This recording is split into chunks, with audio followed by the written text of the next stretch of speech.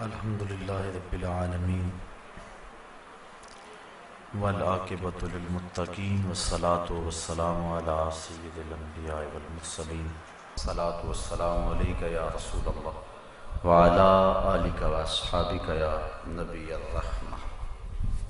تمام حمد و ثنا، تعریف و توصیف اللہ جل مجدہ کریم کی ذات بابرکات کے لیے جو خالق کائنات بھی ہے اور مالک شہنشاہات بھی۔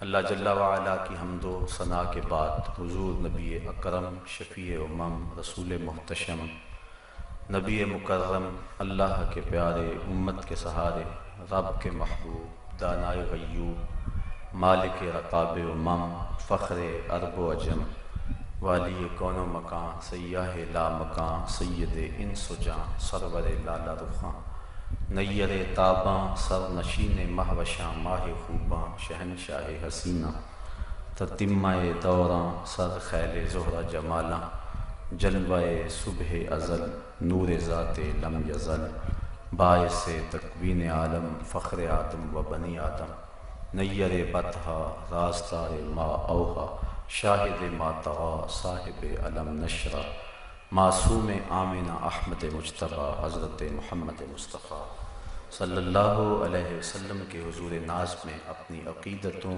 ارادتوں اور محبتوں کا خراج پیش کرنے کے بعد واجب الاحترام ذوی الاحتشام برادران اسلام السلام علیکم ورحمۃ اللہ وبرکاتہ۔ قرآن مجید کی جس آیت نور کی آپ کے سامنے تلاوت کرنے کا شرف حاصل ہوا ہے، اس میں اللہ تعالیٰ جل شانہ نے ارشاد فرمایا کہ اس کے ساتھ کسی کو شریک نہ ٹھہراؤ اور اس کی عبادت کرو، والدین کے ساتھ اس میں سلوک کرو، اقربا رشتہ داروں کے ساتھ، یتیما مساکین کے ساتھ، اور قریبی رشتہ دار ہمسائے کے ساتھ اور اجنبی ہمسائے کے ساتھ، اور مسافر کے ساتھ، اور جو تمہارے ملک تمہاری لونڈیاں ہیں ان کے ساتھ حسن سلوک کرو۔ بے شک اللہ تعالیٰ اترانے والے فخر کرنے والے کو پسند نہیں کرتا ہے۔ حقوق اللہ، حقوق العباد اور حقوق النفس، حقوق کو ان تین صورتوں میں ایک تقسیم کے انداز میں تقسیم کیا جاتا ہے۔ حضرت معاذ بن جبل رضی اللہ تعالی عنہ فرماتے ہیں کہ میں حضور کا ردیف تھا، یعنی حضور کے ساتھ سواری پہ بیٹھا ہوا تھا اور حضور دراز گوش پہ جلوہ فراز تھے۔ تو حضور نے مجھے ارشاد فرمایا، یا معاذ اتدری ما حق اللہ علی العباد، اے معاذ جانتا ہے کہ بندوں پر اللہ کے حق کیا ہیں؟ قال اللہ و رسولہ عالم، عرض کی اللہ اور اس کا رسول خوب جانتا ہے۔ صحابہ کو کسی معاملے کے بارے میں یقینی پتہ بھی ہوتا، حضور پوچھتے تو وہ یہی جملہ عرض کرتے، جس طرح حجۃ الوداع کے موقع پہ آخری حج حضور نے فرمایا، صحابہ کو فرمایا کہ صحابہ جانتے ہو آج دن کون سا ہے؟ تو عرض کی اللہ و رسولہ عالم۔ پھر کہا جانتے ہو کہ یہ مہینہ کون سا ہے؟ کہا اللہ و رسولہ عالم۔ کہا جانتے ہو کہ یہ شہر کون سا ہے؟ کہا اللہ و رسولہ عالم۔ کسی نے صحابہ سے پوچھا کہ تمہیں پتہ نہیں تھا کہ آج عرفہ کا دن ہے؟ تمہیں پتہ نہیں تھا کہ یہ مہینہ ذوالحج کا ہے اور یہ شہر مکہ المکرمہ ہے؟ اس میں کون سی کوئی بات تھی؟ فرمانے لگے کہ ہمیں یہ تو پتہ تھا لیکن حضور کی منشا کا پتہ نہیں تھا کہ حضور کیا چاہ رہے ہیں۔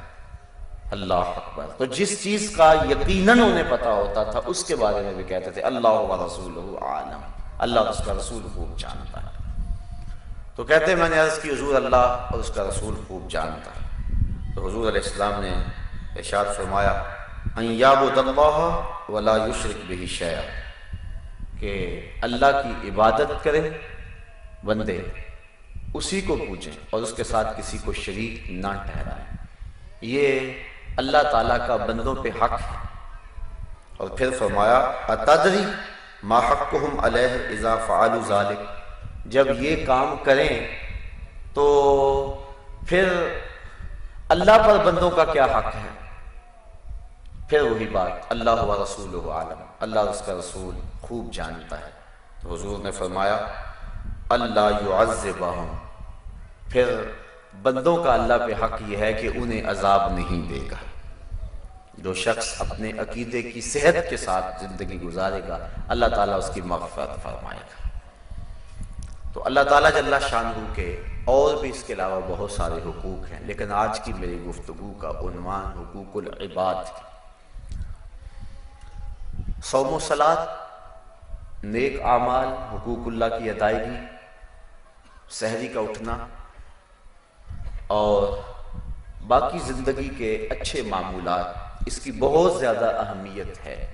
لیکن اگر کوئی شخص حقوق العباد سے کوتاہی کا ارتکاب کرتا ہے تو وہ شریعت کے نور سے اور شریعت کی برکتوں سے اپنے آپ کو محروم کر لیتا ہے۔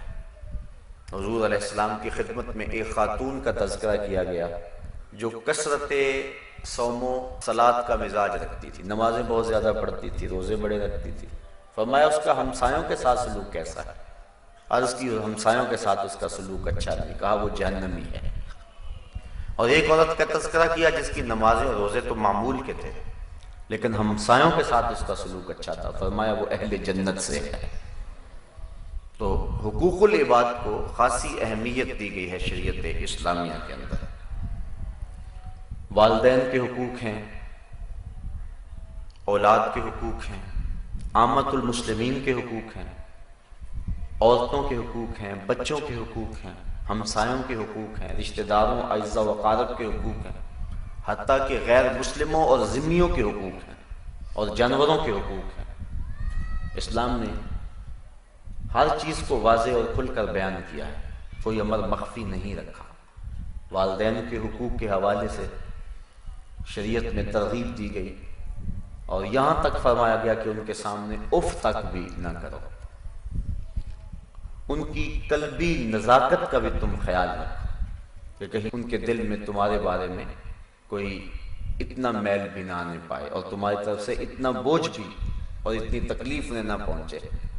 علماء نے اس کی تشریح میں لکھا ہے کہ جب والدین بوڑھے ہو جائیں اور بندہ ان کو اٹھا کر کے لے جاتا ہے بول و براز کے لیے تو بعض کا چارپائی پر ہی بول و براز نکل جاتا ہے، تو انسان اس بدبو اور تعفن سے بچنے کے لیے اپنی ناک پہ کپڑا رکھ لیتا ہے۔ یہ نفرت والدین سے نہیں ہے، یہ نفرت اس غلاظت سے۔ تو والدین چونکہ بوڑھے ہیں تو اولاد کے اس رویے سے ان کے دل کو تکلیف کا امکان ہے کہ شاید میری اولاد میرے سے نفرت کر رہی اور اب اپنی ناک پہ کپڑا رکھ رہی ہے۔ تو علماء نے لکھا ہے کہ اپنی ناک پہ کپڑا نہ رکھو، تکلیف سہ لو لیکن اپنی ناک کو نہ ڈھانپو، چونکہ اس سے والدین کو چونکہ تکلیف ہوگی تو اس چیز کا بھی لحاظ اور خیال رکھا جائے۔ حضرت امام حسن نے ساری زندگی حضرت فاطمہ زہرا رضی اللہ تعالیٰ عنہ کے ساتھ کھانا نہیں کھایا۔ ایک دن انہوں نے کہا بیٹا میرا جی چاہتا ہے کہ تم میرے ساتھ بیٹھ کے کھاؤ اور تم نے آج تک کھایا نہیں۔ تو عرض کی کہ اماں جی اس ڈر سے کہ کسی لقمے کی طرف آپ کی نظر سبقت لے جائے لیکن آپ کا ہاتھ نہ بڑھے اور میں آپ کے ارادے سے عدم آگہی کی وجہ سے اس لقمے کو آپ سے پہلے اٹھا لوں اور آپ ماں ہونے کے ناطے سے مجھے روکیں بھی نہ، تو یہ میرے لیے بے ادبی ہے کہ جس لقمے کو اٹھانے کا عزم آپ کر چکی ہیں میں آپ سے پہلے اس کو اٹھا کے اپنے منہ میں ڈالوں۔ یہاں تک خیال اور لحاظ رکھا گیا ہے اور والدین کی تعظیم کا حکم دیا گیا ہے۔ اور سچی بات ہے جو حضور نے فرمایا کہ والدین کے حقوق ادا ہی نہیں ہو سکتے الا یہ کہ ان کو غلام پائے اور خرید کے آزاد کر دے۔ اس طرح ماں کے حقوق الگ سے بیان فرمایا۔ ایک صاحب پوچھتے ہیں حضور کی بارگاہ میں کہ میرے حسن سلوک کا سب سے زیادہ مستحق کون ہے؟ تو فرمایا تیری ماں۔ عرض کی ثم من، پھر کون؟ فرمایا تیری ماں۔ پھر کہا ثم من، حضور پھر کون؟ پھر فرمایا تیری ماں۔ تو پھر اس نے چوتھی مرتبہ پوچھا تو فرمایا تیرا باپ۔ علماء نے اس کی تشریح میں لکھا ہے کہ چونکہ ماں پہلے ایام حمل کی تکلیف، پھر وضع حمل کی تکلیف، اور پھر پرورش کی، دودھ پلانے چھڑانے اور اس کی تربیت کی تکلیف، 3 مراحل سے گزرتی ہے، اور باپ صرف تیسرے مرحلے میں شامل ہوتا ہے۔ اس لیے ماں کا تذکرہ 3 مرتبہ فرمایا اور باپ کا تذکرہ 1 مرتبہ فرمایا۔ تو والدین کے حقوق ہیں ہمارے ذمہ، ان کو آسودگی دیں، انہیں خوش رکھیں، ان کی ناراضگی سے بچیں۔ اللہ کی رضا والدین کی رضا میں ہے، اور اللہ کی ناراضگی والدین کی ناراضگی میں۔ رضا اللہ فی رضا الوالد وسخط اللہ فی سخط الوالد۔ اسی طرح والدین کے حقوق جس طرح اولاد کے ذمے ہیں، اس طرح والدین کے ذمے اولاد کے حقوق بھی ہیں، کہ ان کی اچھی تربیت کریں، ان کا اچھا نام رکھیں، ان سے پیار کریں۔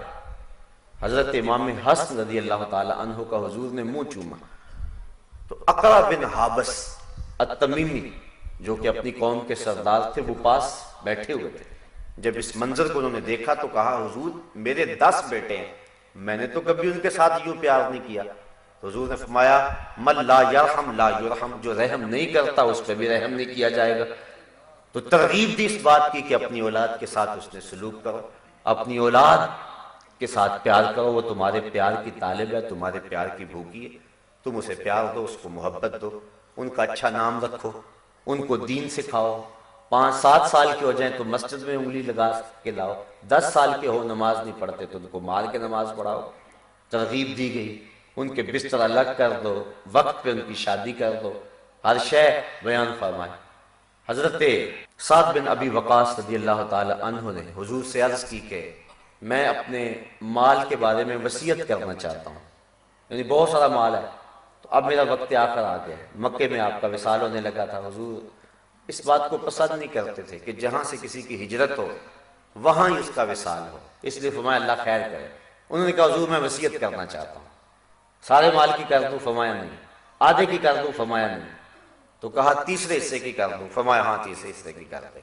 اور ساتھ فرمایا کہ اپنی اولاد کو کنگال چھوڑ کے جائے اور بے آسرا چھوڑ کے جائے، یہ بہتر نہیں ہے، یہ بہتر ہے کہ تو ان کے لیے کچھ چھوڑ کے جائے۔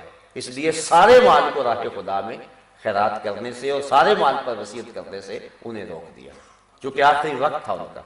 اس لیے فرمایا کہ نہیں، حالانکہ ان کی ایک ہی بیٹی تھی، کہا کہ نہیں، تو ان کو کنگال چھوڑ کے جائے تو یہ بہتر نہیں ہے کہ وہ لوگوں سے مانگتے پھریں اور لوگوں کے سامنے جھولی پھیلاتے پھریں۔ جس نے آسودگی دیکھی ہو پھر اس کے لیے یہ مسئلہ اور زیادہ مشکل ہوتا ہے۔ اس لیے فرمایا کہ نہیں، ایسا نہیں ہے۔ تو 1/3 حصے کے اندر فرمایا کہ تم وصیت کر سکتے ہو۔ اللہ اکبر۔ تو اس طرح اولاد کے حقوق ہیں، میاں بیوی کے آپس کے حقوق ہیں، یہ بھی حقوق کی جو ہے وہ فہرست میں ایک اہم شے ہے۔ اور ہماری آئلی زندگی کا قیام میاں بیوی کے خوشگوار تعلقات میں ہے۔ جب میاں بیوی کے تعلقات اچھے نہیں ہوں گے تو اولاد پر برا اثر پڑے گا، گھر جہنم بن جائے گا۔ سارے دن کا تھکا ہوا شخص جب شام کو پہنچے گا تو اس کو سکون ملنے کی بجائے الٹی تکلیف ہوگی، پھر گھر سے گریز اختیار کرنے لگ جائے گا اور دوریاں بڑھے گی اور گھر ٹوٹ جائیں گے۔ اس لیے حقوق بیان فرمائے۔ اور ایک بڑی خوبصورت بات ارشاد فرمائی کہ اگر تمہیں بیوی کی کچھ چیزیں ناپسند ہیں، کچھ عادتیں تمہیں پسند نہیں، تو اس کی کوئی ایسی عادتیں بھی تو ہوں گی جو تمہیں پسند ہیں۔ یہ کتنی بڑی بات ہے اور گھروں کو جوڑنے کے لیے کتنا حکمت آمیز جملہ ہے۔ اور دوسرے بیوی کو کہا کہ اگر اللہ کے علاوہ کسی کو سجدہ جائز ہوتا تو میں بیوی کو حکم دیتا کہ وہ اپنے شوہر کو سجدہ کیا کرے۔ یعنی کتنی اہمیت ہے شوہر کی۔ حضور فرمایا 4 اشخاص ایسے ہیں جب مریں گے تو جنت میں جانے میں کوئی رکاوٹ نہیں ہوگی۔ ایک وہ شخص جس نے ایسی سچی توبہ کی کہ گناہ کی طرف پلٹنا اتنا مشکل ہے، جس طرح تھن سے نکلا ہوا دودھ واپس نہیں جا سکتا، وہ دوبارہ گناہ کی زندگی اختیار نہیں کر سکتا۔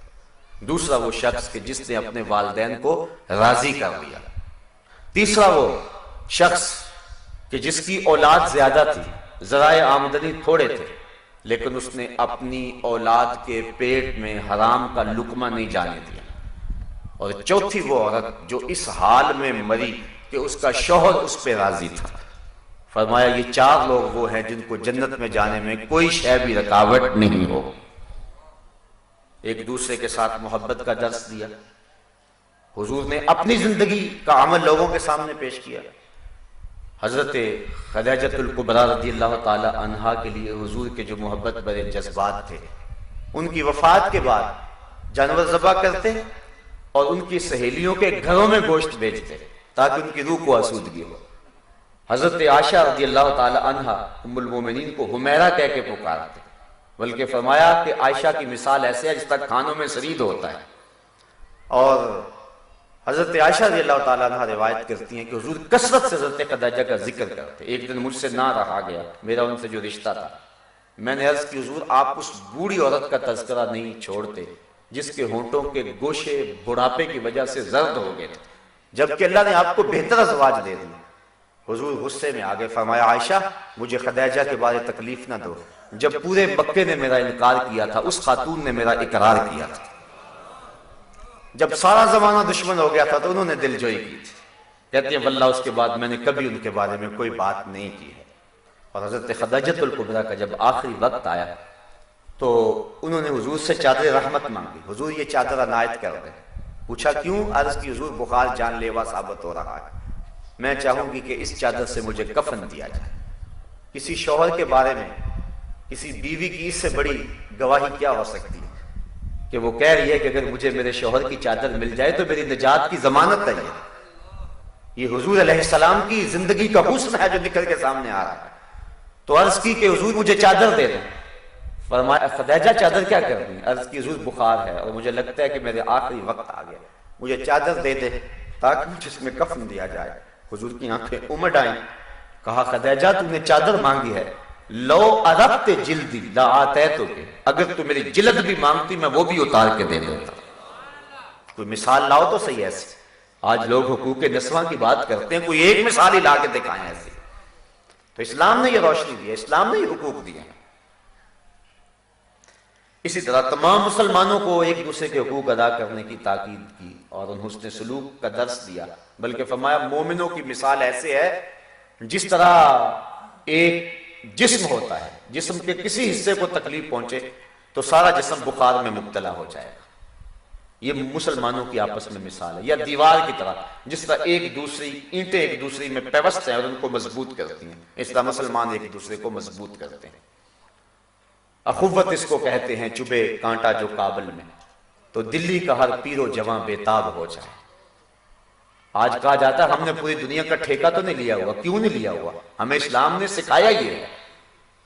جب راجہ داہر کے ہاتھوں ایک مظلوم بیٹی نے تنگ ہو کے حجاج کو آواز دی تھی تو محمد بن قاسم کہاں سے چلا تھا؟ اپنی بہن کی آبرو بچانے کے لیے۔ یہ اسلام ہے۔ آج عافیہ صدیقی تڑپ رہی ہے اور جیل خانے کی دیواروں کے ساتھ سر پٹک رہی ہے، اور 56-57 اسلامی ممالک میں کسی کی غیرت نہیں جاگتی، کسی حکمران کو توفیق نہیں ہے کہ ان سے کہا جائے ظالمو یہ ہماری قوم کی بیٹی ہمیں واپس دو۔ آج کہا جاتا ہے ہمیں کیا لگے؟ عجیب صورتحال ہے، عجیب رنگ ہے۔ مسلمانوں کی مثال یہ ہے کہ ایک کو تکلیف ہو سارے بےتاب ہو جاتے۔ اسی طرح رشتہ داروں کے حقوق ہیں۔ اللہ تعالیٰ نے ارشاد فرمایا ان اللہ یامر بالعدل والاحسان وایتاء ذی القربى، اللہ تعالیٰ تمہیں عدل و احسان کا حکم دیتا ہے اور قربا یعنی رشتہ داروں کے ساتھ اچھائی کا، ان کو دینے کا اور ان کو عطا کرنے کا حکم دیتا ہے۔ بلکہ ایک روایت میں آتا ہے کہ افضل صدقہ وہ ہے جو ناراض کنگال رشتہ دار کو دیا جائے۔ رشتہ دار ناراض ہے تم سے، تمہارا شریک بنا ہوا ہے، حالانکہ یہ بھی ایک عجیب اصطلاح ہے۔ شریک کا معنی ہے دکھ درد میں شریک، مصیبتوں میں شریک، خوشی غمی میں شریک، اور ہم نے شریک بمعنی دشمن بنایا ہوا ہے۔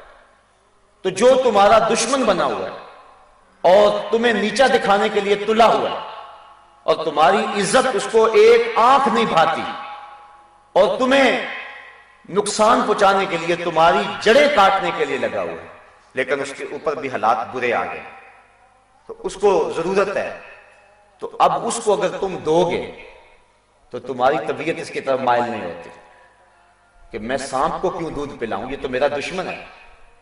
تو فرمایا گیا کہ بہتر صدقہ وہ ہے جو ناراض رشتہ دار کو دیا جائے، چونکہ اس میں نفس شامل نہیں ہوگا، جو کیا جائے گا اللہ کی رضا کے لیے کیا جائے گا۔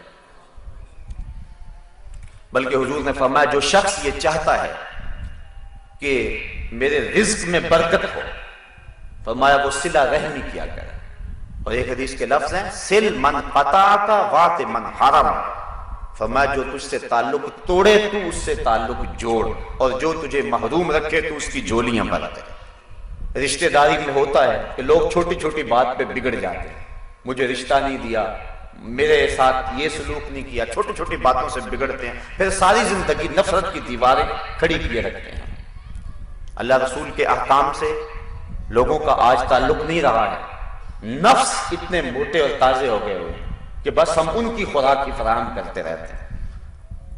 تو اگر تجھ سے کوئی تعلق توڑے تو اس سے تعلق جوڑ، اور اگر تجھے کوئی محروم رکھے، جب تیرے اوپر موقع آئے اس کو عطا کرنے کا، تو اس ماضی نہ دیکھ کے اس لیے جب میں پسا تھا تو میرے ساتھ کیا سلوک کیا تھا، تو اس رویے کو نہ دیکھ، تو اپنے طرز زندگی کی خوبصورتی کی طرف آ، اور اب تو اس کو نواز دے۔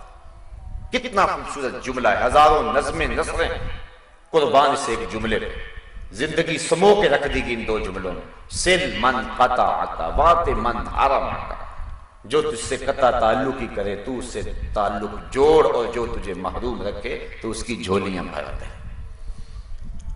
رشتہ داریوں کے جوڑنے کے لیے کتنا خوبصورت یہ جملہ ہے، بلکہ حضور نے فرمایا لا يدخل الجنت قاطع، قطع تعلقی کرنے والا جنت میں داخل نہیں ہوگا۔ اور ایک دوسری حدیث کے لفظ ہیں کہ تین لوگ جو ہیں وہ جنت میں داخل نہیں ہوں گے، منان یعنی احسان جتلانے والا، نیکی کرنے کے بعد احسان جتلانے والا، دوسرا مدمن الخمر شراب کشید کرنے والا، اور تیسرا آنکھ یعنی تعلق توڑنے والا، رشتہ داریوں کو توڑنے والا، نافرمانیاں کرنے والا، والدین سے، رشتہ داروں سے، بہن بھائیوں سے اپنے تعلق کو توڑنے والا۔ آج ہم کتنے لوگوں سے ہنس ہنس کے ملتے ہیں، ہماری معاشی مجبوریاں ہوتی ہیں، ہماری سیاسی مجبوریاں ہوتی ہیں، ہماری کئی مجبوریاں ہوتی ہیں، ہم کتنے لوگوں کو ہنس ہنس کے ملتے ہیں۔ تو اگر رشتہ داروں کے ساتھ بھی آپ اچھا سلوک کر لیں، بہت سارے لوگوں کا عجیب سا رویہ ہوتا ہے، باہر ہنستے ہوتے ہیں، گھر آ کے فرعون بن جاتے ہیں، اور وہ سمجھتے ہیں کہ یہاں میں نے اپنا روب جمانا ہے۔ نہیں، اپنی زندگی کو خوبصورت بنائیں اور معاف کرنے کا مزاج بنائیں۔ جو شخص معاف کرنے کا مزاج بنا لیتا ہے آسودہ ہوتا ہے، اور جو شخص نفرتوں کے بیچ اپنے دل میں بوتا ہے، ان کو پانی دیتا رہتا ہے، تو وہ ساری زندگی اذیتوں کا شکار رہتا ہے۔ اس لیے اگر خود آسودہ رہنے چاہتے ہو تو لوگوں کو آسودگی پہ جاؤ۔ فرمایا لا ضرر ولا ضرار، نہ کسی کو دکھ دو اور نہ تمہیں کوئی دکھ دے، سادے لفظوں میں جیو اور جینے دو، یہ پالیسی اختیار کرو زندگی میں، تو زندگی خوبصورت ہو جائے گی۔ ورنہ ہر وقت جلن، کڑن، تکلیف، کسی رشتہ دار کو دولت مل گئی تو کڑن اور جلن، کسی کو کوئی عزت مل گئی تو کڑن اور جلن، یہ ہر وقت کڑن اور جلن کی زندگی بسر ہوگی اور اذیت ہی ہوگی۔ تمہارا حسد، تمہاری کڑن، تمہارا جلنا اس کی عزتوں کو نہیں چھین سکے گا۔ اس لیے تم اپنا مزاج اچھا بناؤ، کسی کی طرف جب انگلی اٹھاتے ہو تو سوچا کرو کہ باقی انگلیاں تمہاری اپنی طرف اٹھتی ہیں، تو مت کسی پہ انگلی اٹھاؤ، معاف کرنے کا مزاج ڈالو، صلہ رحمی اپنا شعار بناؤ، اور اس سے معاشرے کے اندر حسن پیدا ہو۔ اللہ اکبر۔ اسی طرح ہمسائے کے حقوق ہیں، حضور نبی رحمت صلی اللہ علیہ وسلم نے ارشاد فرمایا ما زال یوسینی جبرائیل بالجار حتی ظننت انہ سیورثہ، کہا مجھے اتنی کثرت کے ساتھ جبریل امین نے ہمسایہ کے بارے میں وصیت کی ہے، مجھے یہ محسوس ہوا تھا، میں نے گمان کیا تھا شاید یہ وراثت میں حقدار بنا دیا جائے گا۔ یعنی اس قدر جو ہے وہ ہمسائے کے حقوق کا لحاظ کیا گیا ہے۔ وہ کہتے ہیں ہمسایہ ماں جایا، یعنی ہمسائے کی مثال ماں جائے کی طرح، بھائیوں کی طرح ہوتا ہے، کوئی دکھ ہو، کوئی تکلیف ہو، اس نے پہنچ کے آنا ہوتا ہے۔ ایک صحابی حضرت معاویہ بن عبدہ کہتے میں نے حضور سے پوچھا کہ حضور ہمسائے کے حقوق کیا ہیں؟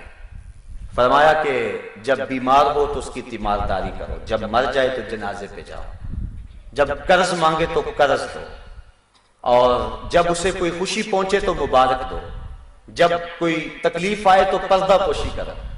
اور فرمایا حضور نے کہ جب اس کے گھر میں خوشی آئے تو مبارک دو، تکلیف آئے تو تعزیت کرو، اور فرمایا کہ اس کے گھر سے اونچی دیواریں نہ بناؤ اور اس کی ہوا نہ روکو۔ اور ایک حدیث میں آتا ہے ہمسائے کے حقوق بیان فرمائے کہ اگر وہ تمہاری دیوار میں لکڑی ٹھونکنا چاہے تو اس کو منع نہ کرو۔ یہ ہمسائے کے حقوق ہیں۔ بلکہ اللہ کے محبوب علیہ السلام نے ارشاد فرمایا واللہ لا یؤمن واللہ لا یؤمن واللہ لا یؤمن، اللہ کی قسم وہ مومن نہیں ہے، اللہ کی قسم وہ مومن نہیں ہے، اللہ کی قسم وہ مومن نہیں ہے۔ صحابہ نے عرض کی ومن یا رسول اللہ، حضور کون مومن نہیں ہے؟ تو حضور نے فرمایا الذی لا یامن جارہ، جس شخص کا ہمسایہ اس کی شر سے محفوظ نہیں ہے وہ شخص مومن ہی نہیں ہے۔ بلکہ ایک حدیث کے لفظ ہیں، فرمایا جو شخص پیٹ بھر کے کھاتا ہے اور رات گزارتا ہے اور یہ جانتا ہے کہ میرا ہمسایہ بھوکا ہے اور اس کو کھانا نہیں دیتا، حضور نے ارشاد فرمایا وہ مجھے مانتا ہی نہیں ہے، اس کا میرے پہ ایمان ہی نہیں ہے۔ ہمسایہ بھوکا ہو تو 40 دن نمازیں قبول نہیں ہوتی، تو فرمایا اس کا میرے پہ ایمان ہی نہیں۔ بلکہ حضور نے ایک آسان نسخہ بیان فرمایا، سنیے۔ حضور فرماتے ہیں کہ جب تم کھانا پکاؤ تو تھوڑا سا پانی زیادہ ڈال لو اور شوربہ ہمسایوں کے گھر بھی بھیج دو، یہ ہمیں شریعت نے حکم دیا۔ اور اگر ایسا ہم نہیں کر سکتے تو پھر حکم ہے کہ ایسے زاویے میں کھانا پکائیں کہ ہمسائے کے بچوں تک اس کی خوشبو نہ پہنچے، کیونکہ مزدور کے غریب بچے اگر اپنے باپ سے اس کی فرمائش کر بیٹھے تو وہ فرمائش کو پورا نہ کر سکا تو پھر اس کا علاج کس کے پاس ہوگا؟ یا تو تم تھوڑا سا پانی زیادہ ڈال لو، شوربے کی پیالی ایک بھیج دو، کوئی حرج نہیں ہے اس میں، تمہارا کیا بگڑے گا؟ اور یا پھر ایسے زاویے میں تم وہ چیز پکاؤ کہ اس کی بو ہمسائے کے گھر نہ پہنچے۔ کہ بچے اگر رو پڑے ضد کر بیٹھے، بچے تو بچے ہوتے ہیں، انہیں کیا پتا ہوتا ہے ہمارے والدین کی پوزیشن کیا ہے؟ بچے تو کھیلنے کے لیے چاند بھی مانگ لیتے ہیں، بچے تو امیر اور غریب کے ایک جیسا مزاج رکھتے ہیں۔ یہ تو بعد میں پتا چلتا ہے کہ ہم غریب ہیں اور ہماری حالت یہ ہے۔ جب جوان ہوتے ہیں، پروان چڑھتے ہیں اور حالات کا جبر سہتے ہیں، پھر انہیں پتا چلتا ہے ہم نے تو عید کے دن بھی آلو چھولے بیچنے ہیں، ہم نے تو عید کے دن بھی غبارے بیچنے ہیں، ہم نے تو عید کے دن بھی بسوں میں پانی بیچنا ہے اور کنڈکٹروں کے دھکے کھانے ہیں۔ یہ تو بعد میں انہیں پتا چلتا ہے، لیکن بچپن میں تو نہیں پتا ہوتا ان کو، تو وہ اپنے ماں باپ سے ہر وہ مطالبہ کر لیتے ہیں جس مطالبے کو وہ پورا نہیں کر سکتے، تو ماں باپ پھر پریشان ہو جاتے ہیں۔ وہ کیا کسی نے کہا تھا دوپہر کو سلا دیتی ہے بچوں کو وہ اس ڈر سے، دوپہر کو سلا دیتی ہے بچوں کو وہ اس ڈر سے، گلی میں پھر کھلونے بیچنے والا نہ آ جائے۔ یہ تو ان لوگوں سے پوچھے کہ جو محرومیوں کا شکار ہیں کہ وہ روتے ہوئے بچوں کو کیسے چپ کراتے ہیں، بچوں کی آرزوئیں اور مچلتی ہوئی تمناؤں کو کس طرح جو ہے وہ خاموش کرواتے ہیں۔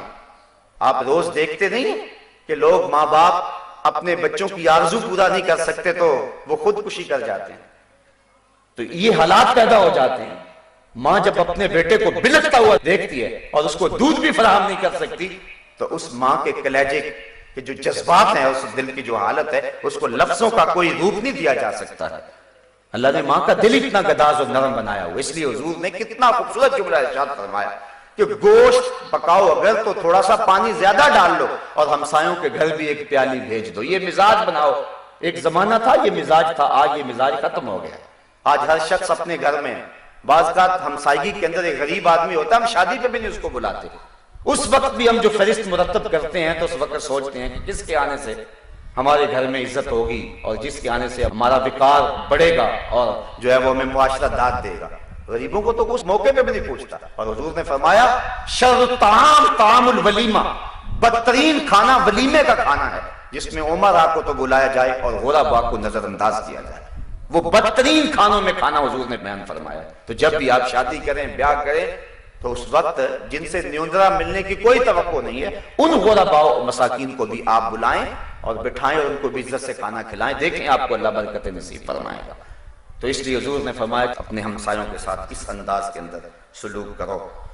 اللہ اکبر۔ حضرت ام المومنین سیدہ عائشہ رضی اللہ تعالی عنہا کہتے ہیں میں نے حضور سے عرض کی حضور میرے 2 ہمسائے ہیں تو میں کس سے ابتدا کروں؟ تو فرمایا جس کا دروازہ تمہارے دروازے کے قریب ہے۔ ہمسائے اگر 2 ہوں تو دیواریں سب کی لگتی ہیں، بعض کہتے ہیں گھر کو 5-6 گھروں کی دیواریں لگتی ہیں، تو کہا کہ جس کا دروازہ تمہارے دروازے کے قریب ہے وہ قریبی ہمسایہ ہوگا۔ ویسے علماء نے فرمایا ہے کہ ہمسایہ 40 گھروں تک ہوتا ہے، آس پاس کے 40 گھر جو ہیں وہ ہمسائے کہلائیں گے۔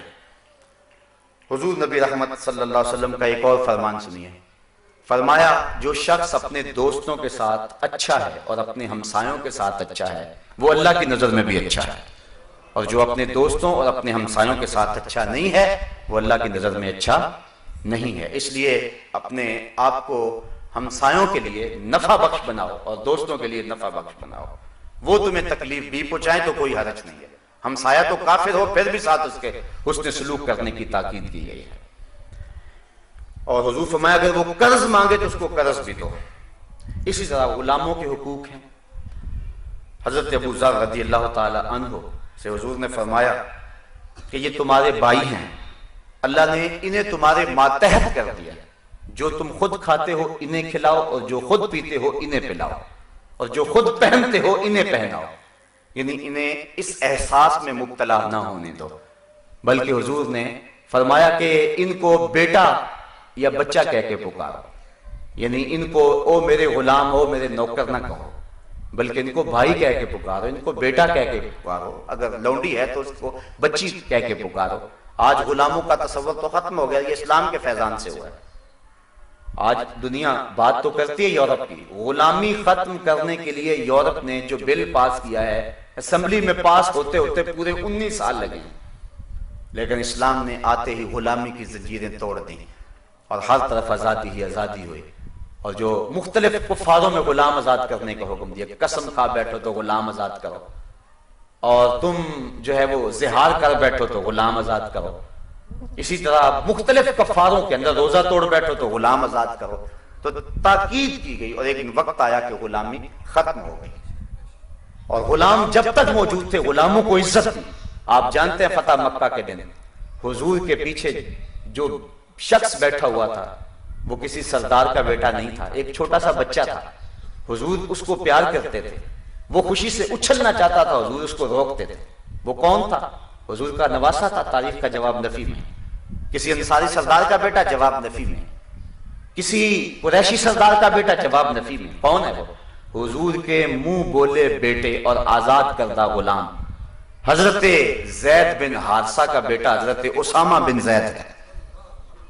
وہ ہے اس دن جو فتح مکہ کے دن حضور کے ساتھ بیٹھا ہوا ہے۔ گویا اس بات کا اعلان ہے کہ آج کی فتح غلاموں کو آزادی کا پیغام دے رہی ہے۔ ایک غلام کو یوں جگہ دی اور دوسرے غلام بلال حبشی کو کعبۃ اللہ کی چھت پہ چڑھا دیا اور کہا بلال یہاں کھڑے ہو کر اذان پڑھو، سارے کرشی نیچے ہیں، حبشی اوپر ہے۔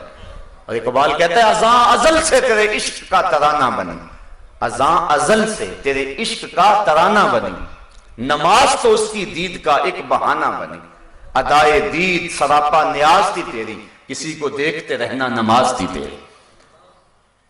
جب اذان دے تو قبلہ کی طرف منہ کرتے ہیں، تو جب کھڑائی کعبۃ اللہ کے اوپر ایک شخص ہے تو اب کدھر منہ کرے؟ جدھر منہ کرے گا قبلہ ہوگا۔ حضور طواف کر رہے ہیں، بلال حبشی اذان بھی دیتے جا رہے ہیں اور جدھر جدھر حضور جاتے ہیں گھومتے بھی چلے جا رہے ہیں۔ اللہ اکبر۔ تو یہ اسلام کا دیا ہوا فیضان ہے۔ آقا کا جوتا دھوپ سے اٹھا کر غلام چھاؤں میں رکھتا ہے تو آقا کوڑے برساتا ہے کہ تو نے میرا جوتا میرے پوچھنے کے بغیر کیوں اٹھایا ہے؟ وہ کہتا ہے دھوپ میں خراب ہو رہا۔ آقا دلیل ماننے کے لیے تیار نہیں ہے۔ آقا کہتا ہے تو خود سر ہو گیا، تو متکبر ہو گیا، تیری خوئے غلامی بدلنے لگی ہے، تجھے اپنی اوقات یاد نہیں رہی، میرے جوتے کو بغیر پوچھے ہاتھ لگا رہا ہے، یہ تیری اوقات؟ جب غلام کو اس معاشرے میں یہ حیثیت، اقبال کہتا ہے غلامی کیا ہے؟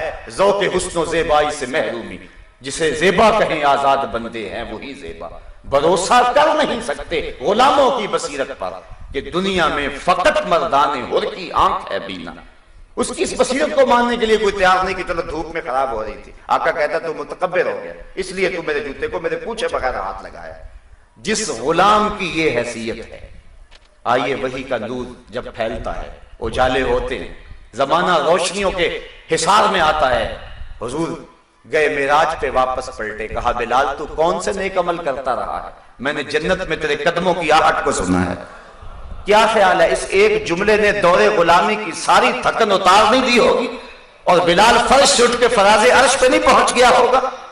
یہ دیا ہوا دین ہے. غلاموں کے حقوق کا لحاظ اور ان کا خیال رکھا اور جو ہے وہ ان کے ساتھ اس نے سلوک کی ترغیب دی. حضور کی جو آخری وصیت امت کے نام تھی، جب حضور نے وصال فرمایا اس کے بعد کوئی حضور نے بات نہیں کی.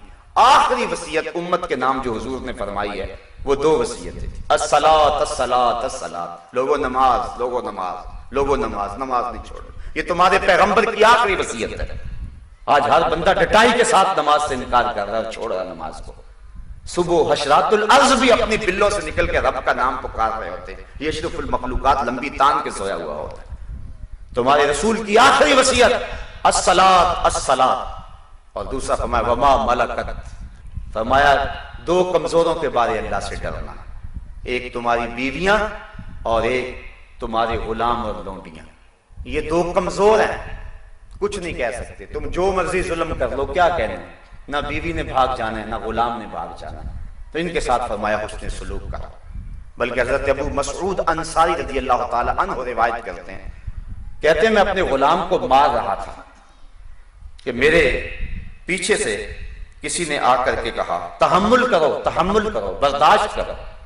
میں نے جب پلٹ کے دیکھا تو حضور کھڑے تھے اور حضور نے فرمایا ابو مسعود، اس غلام پر جتنا تو قادر ہے اللہ تیرے پہ اس سے زیادہ قادر ہے.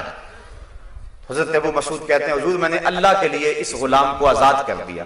حضور فرمایا نہ کرتے تو جہنم میں بھی جاتے. اللہ اکبر. تو غلاموں کے ساتھ اس نے سلوک کرنے کا حکم دیا ہے اور اس نے سلوک کرنے کا درس دیا ہے. اسی طرح جو غیر مسلم ہیں ان کے ساتھ اس نے سلوک کرنے کا، ذمیوں کے ساتھ اس نے سلوک کرنے کا اور ان کے حقوق کو ادا کرنے کا حکم دیا ہے. اپنے ماتحت جو ذمی ہیں ان کی جان و مال اور آبرو کے محافظ ہیں مسلمان، اور اگر ان کی حفاظت نہیں کر سکتے تو پھر ان سے جزیہ بھی نہیں لے سکتے. حضرت سعد بن ابی وقاص رضی اللہ تعالی عنہ نے جب حمص فتح کیا اور وہاں انہوں نے ان سے جزیہ لیا، تو جب رومیوں نے پوری اطراف سے مسلمانوں پر حملے کر دیے تو حضرت عمر فاروق رضی اللہ تعالیٰ عنہ کے حکم سے انہیں حمص چھوڑ کے واپس آنا پڑا. تو جب حضرت سعد بن ابی وقاص واپس آنے لگے تو آپ نے عیسائیوں کو بلایا اور بلا کے رقم ان کے سامنے رکھی جو جزیے کی ان سے وصول کی ہوئی تھی. کہا ہم اب تمہارے مال و جان کی حفاظت نہیں کر سکتے، لہٰذا جزیہ لینے کا بھی حق نہیں رکھتے. تو وہ عیسائی رو پڑے تھے. وہ کہتے تھے کہ اتنے اچھے حکمران ہمیں چھوڑ کے جا رہے ہیں. اور آپ اپنی اندلس کی تاریخ پڑھیں، کتنی روشن تاریخ ہے. ہم نے کتنے 100 سال وہاں حکومت کی ہے. آج بھی مسجد قرطبہ اور بیت الاحمر مسلمانوں کی راہیں تک رہا ہے. عبد الرحمن الداخل کا بویا ہوا کھجور کا درخت آج بھی امت مسلمہ کو پکار رہا ہے. وہ 1400 ستونوں پہ مشتمل مسجد جس میں آج گھوڑے بندھے ہوئے اور کلیسا بنا ہوا ہے، آج امت مسلمہ کو پکار رہا ہے. رو رہی ہے آج ایک ٹوٹی ہوئی مینا اسے. کل تلک گردش میں جس ساکی کے پیمانے رہے، خیر تو ساکی صحیح لیکن پلائے گا کسے. اب نہ میں کش رہے باقی نہ میں خانے رہے.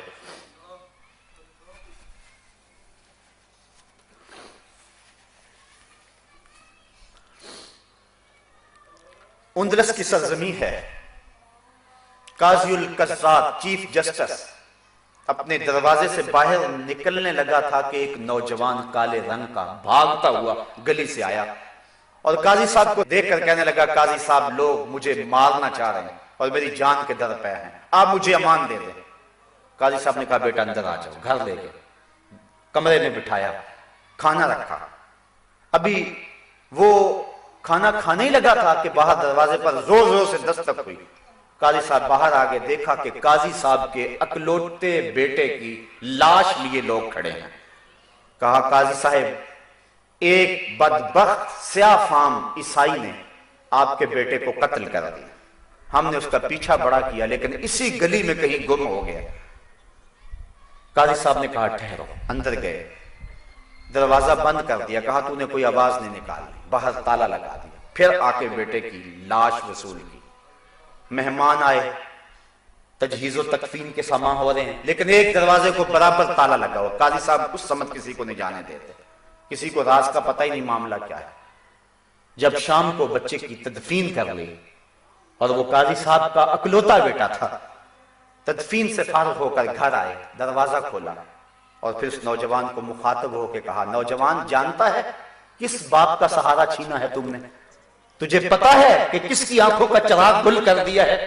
وہ بد نصیب باپ تیرے سامنے کھڑا ہے جس کے بیٹے کو تو نے قتل کیا ہے۔ لیکن ہم مسلمان ہیں، جب کسی کو امان دے دیں پھر ہم جو ہے وہ اس سے تعرض نہیں کیا کرتے، اس لیے رات کے اندھیرے سے فائدہ حاصل کرتے ہوئے بھاگ جاؤ، کسی نے دیکھ لیا پکڑ لیا تو پھر عدالت میں میرے سامنے لے آئے تو پھر میں سزا دینے پہ مجبور ہوں گا، اس لیے چونکہ میں نے تمہیں امان دی ہے بھاگ جاؤ، رات کی تاریکی میں بھاگ سکتے ہو۔ جب ہم حکمران تھے تو ہمارا اسلوب زندگی یہ تھا۔ یہ جو کچھ گوجرے میں ہوا ہے، یہ جو کچھ سوات میں ہوا ہے، یہ اسلام کی تصویر نہیں ہے، یہ لوگوں کی خود ساختہ کہانیاں ہیں۔ اسلام تو اقلیتوں کی جان اور مال اور آبرو کی حفاظت کی بات کرتا ہے۔ ہماری تاریخ دیکھیں، بڑی روشن تاریخ ہے، یہ کوئی دین نہیں ہے کہ آپ قبروں سے لاشیں نکال کر کے ان کو چوراہوں میں لٹکا دیں۔ صرف اختلاف یہ ہے کہ ہمارا اور ان کا مسلک ایک نہیں ہے، تم مسلکوں کو لیے بیٹھے ہو۔ یہاں تو معاملہ ہے کہ غیر مسلم ہیں لیکن ان کی بھی جان اور مال کی آبرو مسلمان کے ذمے ہے۔ بلکہ حضور کے دور میں ایک ذمی کو قتل کر دیا گیا تھا تو حضور نے اس کا قصاص تلوایا تھا، اس کے بدلے میں مسلمان کو قتل کیا تھا۔ یہ حضور کے دور میں مثال موجود ہے۔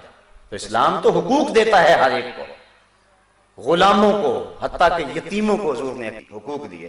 عرب معاشرے میں یتیموں کو دھکے دیے جاتے تھے، قرآن کہتا ہے نا فَذَلِكَ الَّذِي يَدُعُّ الْيَتِيمَ، یہ وہ بدبخت شخص ہے جو یتیموں کو دھکے دیتا ہے۔ قرآن نے یوں ہی نہیں کہا، وہ عملاً دھکے دیا کرتے تھے، اور میں نے کتب میں پڑھا ہے کہ یتیم کو منحوس خیال کر کے دھکے دیتے تھے۔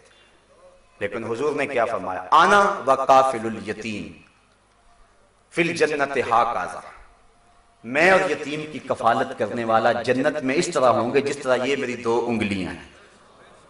اللہ اکبر۔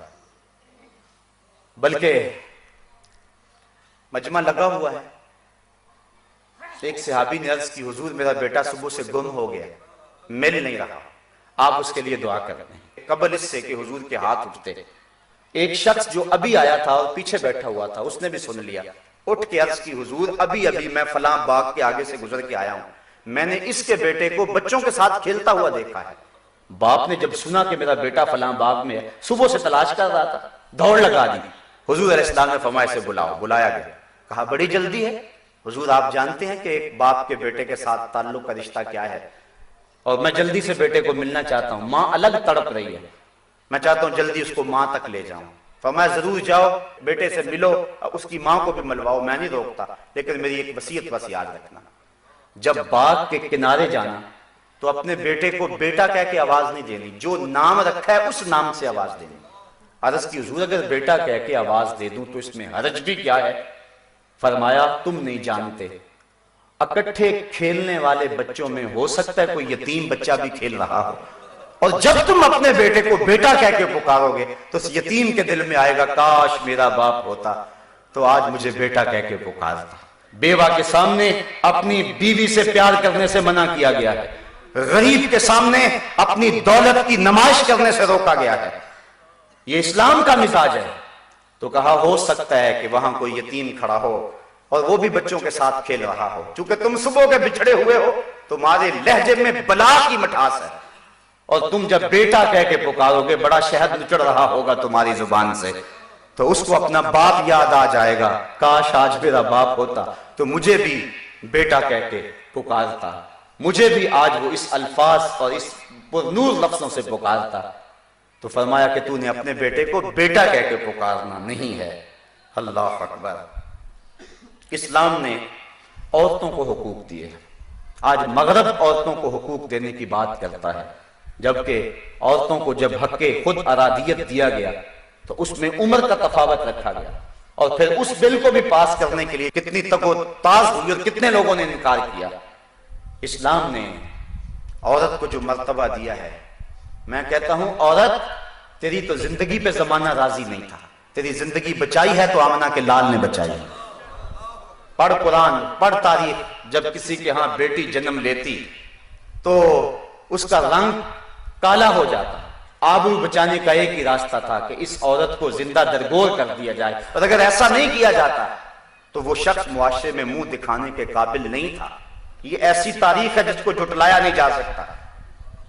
بیٹیوں کو زندہ درگور کیا کرتے تھے. حضور نے ایک جملہ کہا, آپ نے سینکڑوں بار وہ جملہ سنا, لیکن اس تناظر میں کبھی اس کو سوچنے کی کوشش کرو. فرمایا فاطمہ تو بضعۃ منی, لوگوں فاطمہ میرے جگر کا ٹکڑا ہے. اپنی بیٹی کے بارے میں میں بھی بڑے محبت بڑے جذبات رکھتا ہوں, آپ بھی رکھتے ہیں. بیٹیاں جب گھروں سے رخصت کرتے ہیں تو باپ پھوٹ پھوٹ کے روتے دیکھے ہیں. میں نے بوڑھے باپ کو اپنی جھکی ہوئی کمر پہ بوریاں لاد کر کے مزدوری کرتے دیکھا. میری شناسائی تھی شخص سے, میں نے کہا کہ اب بوڑھے ہو گئے چھوڑ دو. کہنے لگا ابھی میری ایک بیٹی رہتی ہے جس کی میں نے شادی کرنی. بوڑھا باپ کمر پہ بوریاں لاد کے مزدوری کر رہا ہے. جوان بھائی فیکٹری میں اوور ٹائم لگا رہا ہے کہ میں نے اپنی بہن کے ہاتھ پیلے کرنے ہیں. میں نے کہا یہ بھائی تو قتل کرتا تھا, یہ باپ تو زندہ درگور کرتا تھا. اس کو بیٹی اور بہن کے لیے یہ محبت کس نے دی؟ شکریہ ادا کرے آمنہ کے لال کا کہ انہوں نے یہ عزت دی بیٹی کو. اللہ کے محبوب علیہ السلام نے اس دور میں کہا. آج میں اور آپ اپنی بیٹی کے لیے کوئی ایسا محبت بڑا جملہ کہہ دیں, کوئی بات نہیں ہے. یہ ہمارا معاشرہ, یہ ہمارا کلچر ہے. بیٹی سے پیار یہ ہماری تہذیب کا بھی حصہ ہے اور ہماری فطرت بھی ہے. جب فطرت سو گئی ہوئی تھی اور تہذیب خون خوار تھی اور بیٹیوں کو زندہ درگور کر کے باپ فخر کرتا تھا, اس دور میں حضور نے فرمایا بیٹیوں کو زندہ درگور کرنے والوں سن لو, تم تو بیٹیوں کو زندہ درگور کرتے ہو. محمد کی بیٹی محمد کے دل کی ٹھنڈک ہے, میرا دل کا ٹکڑا ہے, میرے جگر کا ٹکڑا ہے. یہ کلمہ محبت بھی ہے, کلمہ جہاد بھی ہے. اس دور میں یہ جملہ کہنا چھوٹی بات نہیں تھی جب لوگ بیٹیوں کو زندہ درگور کر کے فخر کرتے تھے. اور اتنا بڑا جرم ہے, اللہ قرآن میں فرماتا ہے وَإِذَا الْمَوْعُودَةُ سُئِلَتْ بِأَيِّ ذَنبٍ قُتِلَتْ, قیامت کے دن قبروں میں گڑی ہوئی بچیاں اٹھائی جائیں گی, ان کے ظالم باپ کٹہرے میں ہوں گے. اللہ ان بچیوں سے پوچھے گا بِأَيِّ ذَنبٍ قُتِلَتْ, تمہیں کس جرم میں قتل کیا گیا؟ علماء نے لکھا ہے کہ بیٹیاں تو معصومیت کی عمر میں قتل کی گئی, انہیں تو پتہ ہی نہیں, ابھی ہوش نہیں سنبھالی تھی کہ گردن دبوچ دی گئی, گڑھے میں پھینک دیا گیا, اوپر سے مٹی انڈیل دی گئی. بیٹی باپ سے پوچھتی ہے کہ ابو میرا قصور کیا ہے, تو بیٹی کو تو پتہ ہی نہیں ہے. ایک صحابی حضور کی خدمت میں حاضر ہوتا ہے, زمانہ جاہلیت کا واقعہ سناتا ہے کہ میں سفر پہ گیا تھا, واپس پلٹا تو میری بیٹی جو ہے وہ چلنے پھرنے اور بولنے کے قابل ہو گئی تھی, اور ماں نے اس کو بے پناہ میرا پیار سکھایا تھا اس امید پر کہ باپ سے پیار کرے گی تو باپ کے دل میں رحم آ جائے گا. لیکن جب میں نے اپنے آنگن اور ویڑے میں بیٹی دیکھی تو میں جل بھن گیا. اپنی بیوی کو کوسنے دینے لگا کہ اس سے تو نے سانپ کو جنم دے دیا ہوتا تو اچھا ہوتا.